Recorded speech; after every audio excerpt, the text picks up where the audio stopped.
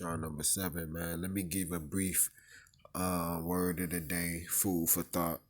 A brief understanding on how our black forefathers had sealed manuscriptures and sealed prophecies and sayings they had recorded from the spirit of the Most High in Jehovah Allah, um, through revelation, to their minds, not the heart that beat in their chest, but to their minds through their pineal gland, if you want to be Pacific, for those that understand the Quadalini, thus forth and thus forth.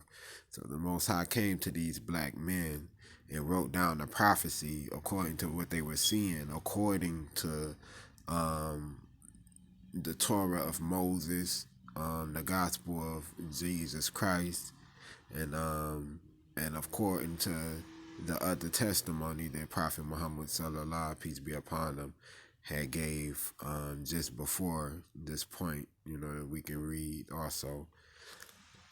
We're in the sealed book of Moses right now. I'm sorry.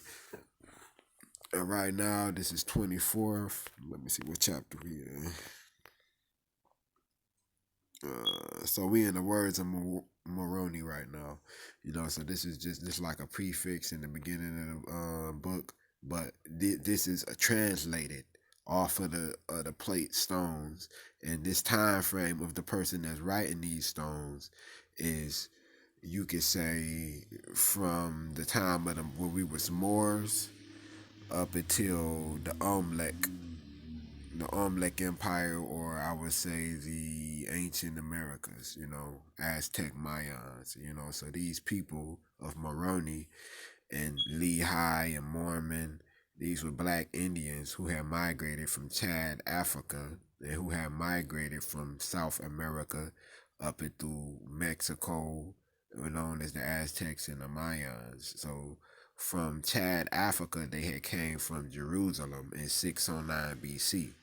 So this is a history that you can find within the Amoriel family.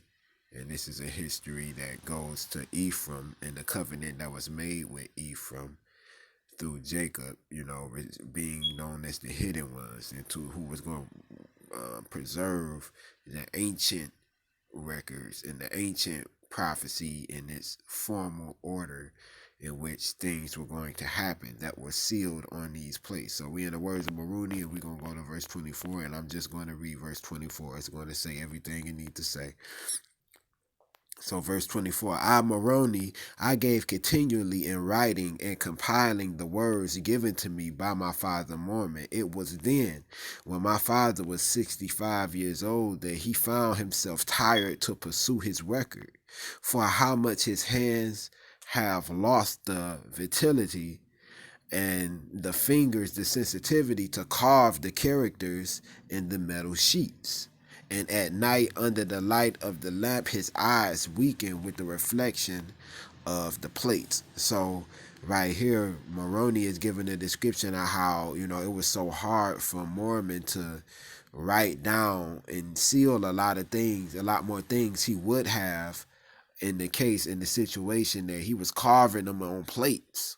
He was carving these things on plates. And we got to consider that when our father was writing down and recording and sealing these things that the Most High had given to him concerning the Israelite people and concerning the covenant of the Torah and concerning the prophecies, they was carving these things on plates and on stones and on rocks.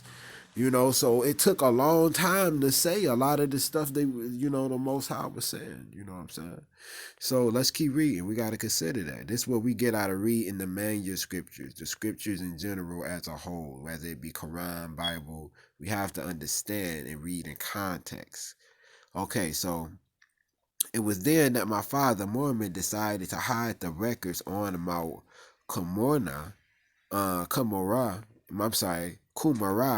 on Mount Qumran after taking them out of the library of Shem. All records previously compiled by him from this place except for these few plates that contain the summary made by my father and the other 24 plates found by the people of Lemhi in the days of Mosiah in regard to the Jaredite record, and that I have been entrusted to complete their work for insomuch as the other records assigned to him by the hand of the Master the Lord, beginning with the plates of Nephi, along with the books that my father examined, and which constitute the records of the prophets from Jacob to King Benjamin, among which my father had chosen to finish his resume, together with the records which were sealed by the ancient prophets and preserved by the hand of the Lord, for a wise and future purpose.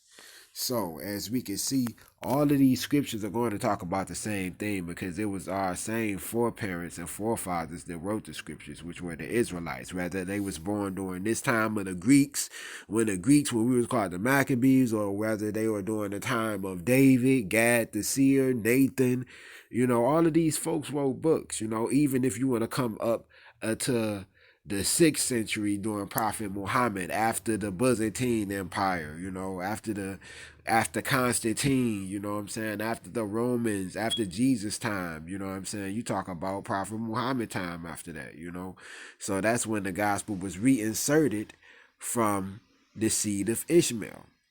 The seed of Ishmael was the son of Abraham. This is by which the covenant of the Israelites and the blessing of all of the people on the earth shall come, and was said to come also, since a lot of 70,000 of the 144,000 in the book of Revelations is in lands pertaining to Iran, Afghanistan, Pakistan. Tribes of Israel are also over there.